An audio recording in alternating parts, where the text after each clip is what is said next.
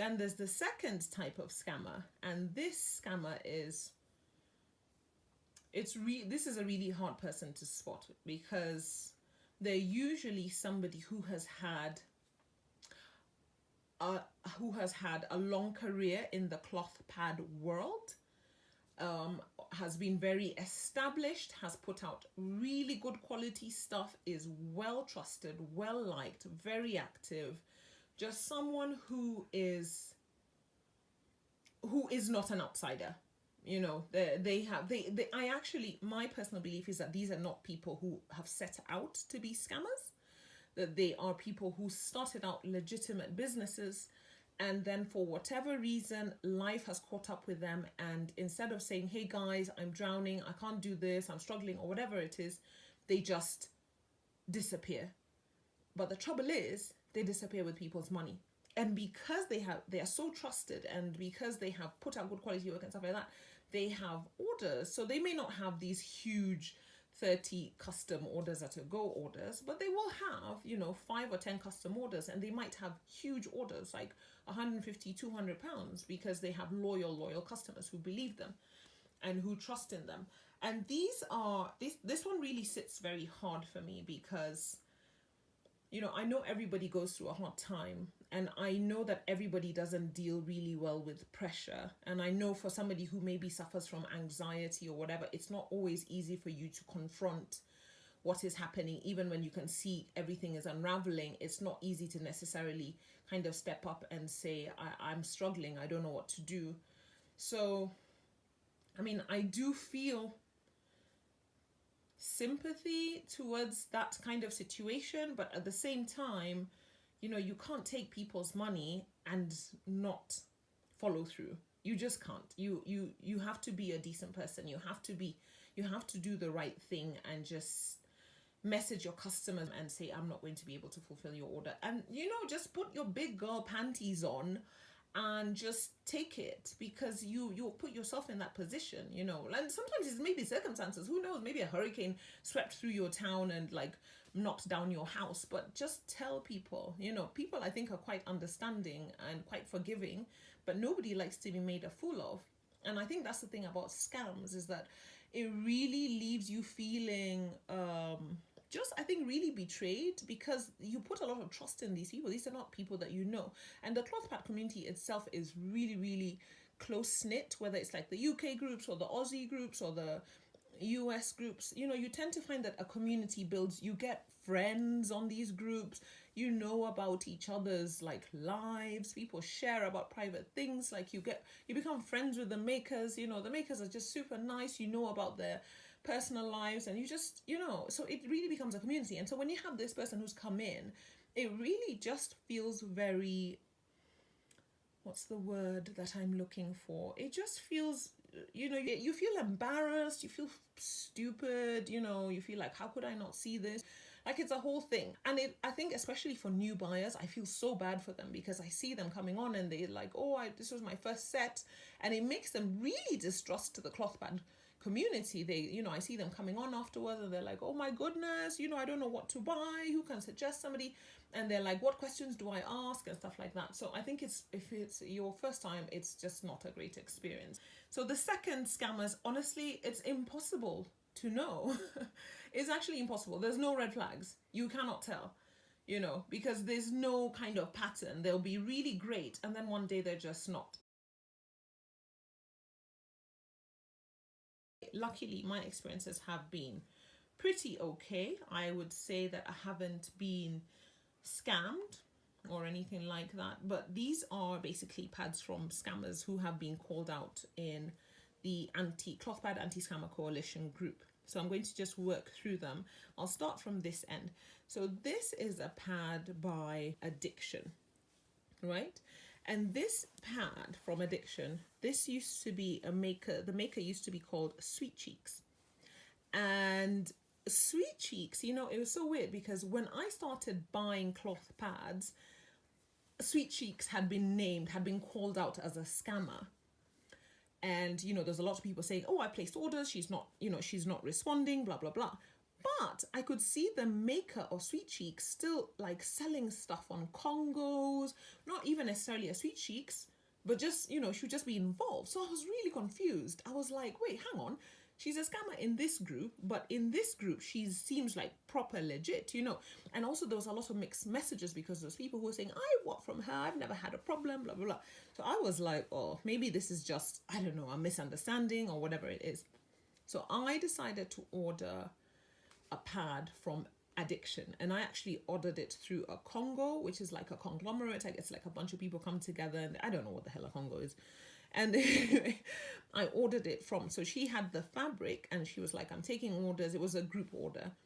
And she was like, I'm taking orders, and it was 10 spots or whatever it was. And that time I was like, buy all the pads. So those days I just used to buy indiscriminately. I really had no sense of discernment.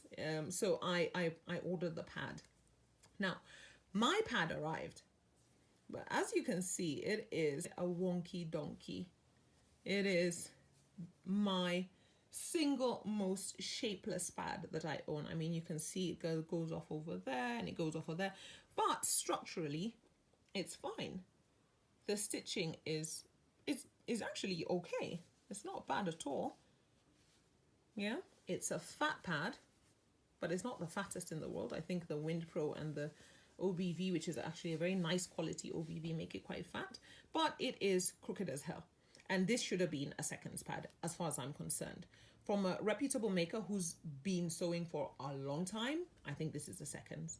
If it's a new maker, I can accept it. So this pad, I was really shocked when I saw it. In fact, I was like, I had to go over and check who I had bought it from, because I was like, surely it can't be. Because I had seen some of her stuff being sold, being destashed on the buy sell trade groups, and they always looked like they were good quality, and people always really talked this maker up.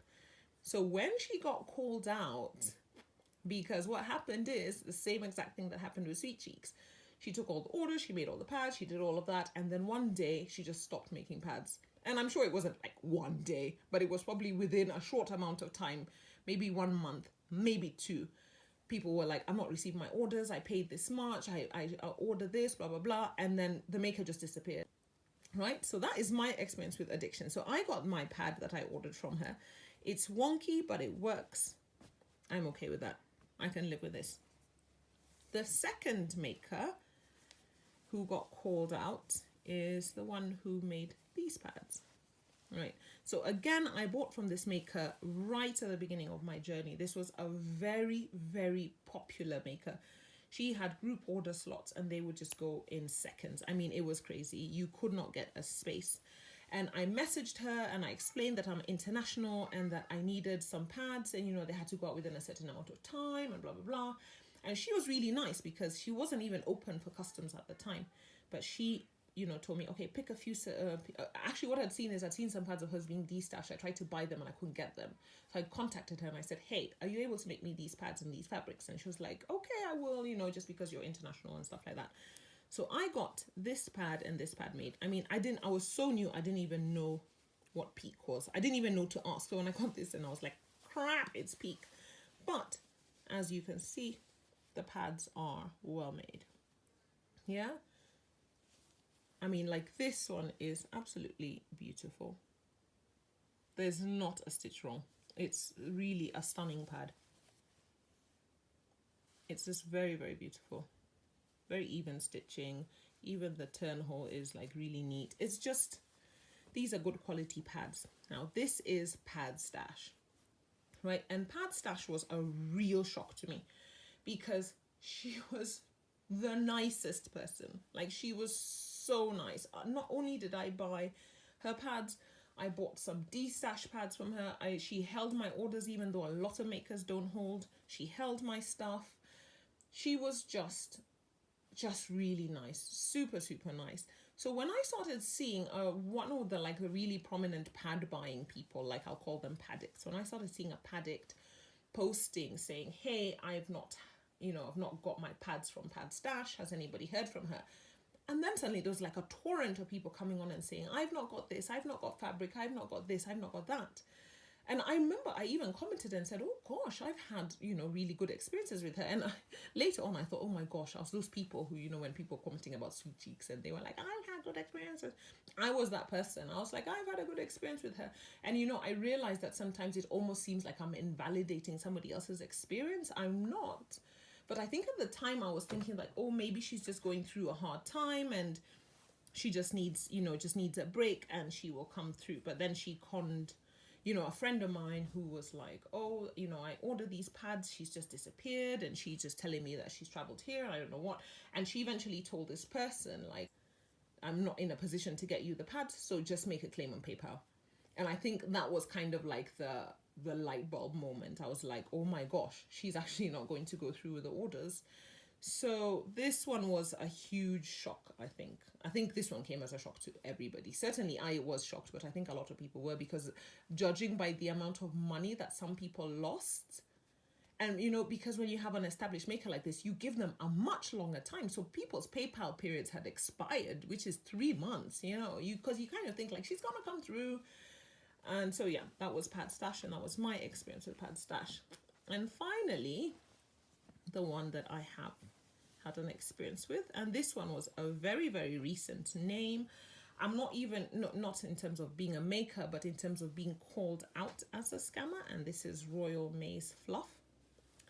And again, I, had seen tons of good reviews about Royal Maes Fluff. Really, really good. And I joined, this was right at the beginning of my pad journey. We're talking about like 2017. I joined her group and she had this poly knit. So I must have joined in October because it was like the Halloween time. And I didn't even, I had sworn I wasn't going to buy any kind of synthetic fabrics, but this is like a polyester knit. And I was like, whatever, I'll buy it. And it came, it is so soft. First of all, poly knit is incredibly soft, but it's just beautiful. Look at that. It is really beautiful. Stitching is perfect. It's really gorgeous. You can see that. It's just really, really gorgeous. So nice. So, and then this one, funny enough, was one of the D-Stash pads I got from Pad Stash. But this is also a Royal Maes Fluff. And again, absolutely gorgeous. I don't think I've even worn this pad. In fact, I think I'm de-stashing it because I think this shape probably won't work for me. But you can see, just a gorgeous pad. Excuse the lint and the fluff. Yeah, gorgeous, gorgeous pads. Now, again, the same sort of thing happened where, you have the maker who is super trusted, who turns out really nice quality stuff, who has a huge following, who has lots of support, who has maker friends, just somebody who is well liked, trusted, just a renowned maker. And there's a post that came up from another maker, who said, look, it's just with a really heavy heart that I'm going to post this, but I placed an order with this person and they just haven't fulfilled it, and it's been XYZ long and whatever. And, this maker, to her credit, did come on and she did comment, and, I've seen it kind of going back and forth, and I think she's kind of put out a few things, but not everybody's, and some people were claiming and some people weren't. But again, this is somebody who's now being called out as a scammer, and, this, I think this one was a shock as well for people, because this was somebody who'd been in the community for a long time. So, it's shocking, but it just kind of goes to show that it can happen even to the best intentioned people. And I just really hope that anybody who has been scammed, I hope that they don't lose kind of their trust and their faith in the community, because there are some fantastic makers out there, fantastic makers.